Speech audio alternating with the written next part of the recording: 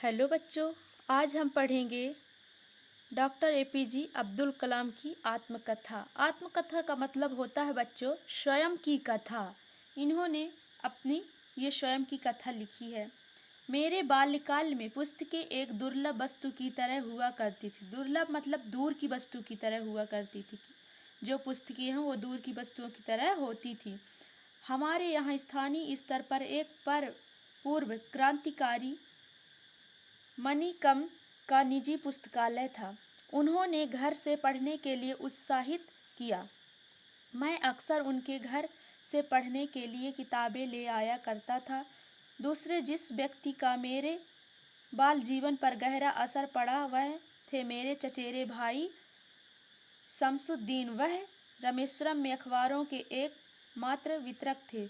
इन अखबारों में स्वतंत्रता आंदोलन से संबंधित ताज़ा खबरें, ज्योतिष से जुड़े संदर्भ और मद्रास जो अब चेन्नई सराफा बाजार के भाव प्रमुखता से दिए होते थे। महानगरी दृष्टिकोण रखने वाले कुछ महापुरुषों के बारे में चर्चाएं करते थे।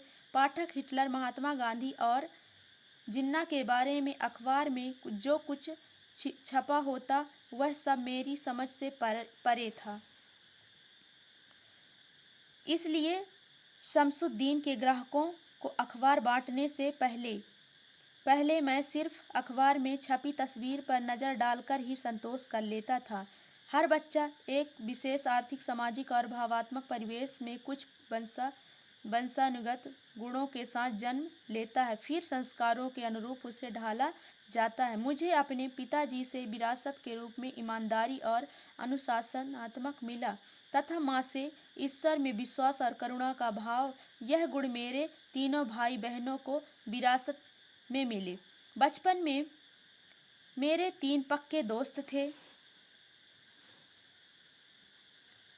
रामानंद शास्त्री, अरविंदन और शिव प्रकाशन। ये तीनों ही हिंदू परिवार से थे। रामानंद शास्त्री तो रामेश्वरम मंदिर के सबसे बड़े पुजारी पंडित लक्ष्मण शास्त्री का बेटा था। अलग अलग धर्म, पालन पोषण, पढ़ाई लिखाई को लेकर हम में से किसी भी बच्चे ने भी आपस में कोई भेदभाव महसूस नहीं किया। मेरी माँ और दादी घर के बच्चों को सोते समय रामायण के किस्से और पैगंबर मोहम्मद से जुड़ी घटनाएं सुनाती थी।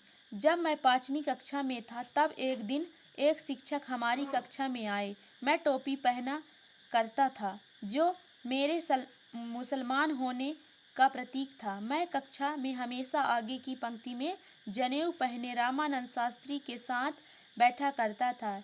नए शिक्षक को एक हिंदू लड़के का मुसलमान लड़के के साथ बैठना अच्छा नहीं लगा।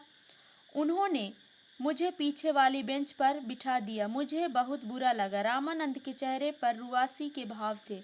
उनकी मुझ पर गहरी छाप पड़ी। स्कूल की छुट्टी होने पर हम घर गए और सारी घटना अपने घर वालों को बताई। यह सुनकर लक्ष्मण शास्त्री ने उस शिक्षक को बुलाया और कहा, ये उसे निर्दोष बच्चों के दिमाग में इस तरह सामाजिक असमानता व सांप्रदायिकता का विष नहीं घोलना चाहिए। हम सब भी उस वक्त वहाँ मौजूद थे। लक्ष्मण शास्त्री ने उस शिक्षक से साफ साफ कह दिया कि या तो वह क्षमा मांगे या फिर स्कूल छोड़कर यहाँ से चला जाए। उस शिक्षक ने अपने किए व्यवहार पर न सिर्फ दुख व्यक्त किया बल्कि लक्ष्मण शास्त्री के कड़े रुख एवं धर्म निरपेक्षता में उनके विश्वास से उस नौजवान शिक्षक में अनंत बदलाव आ गया।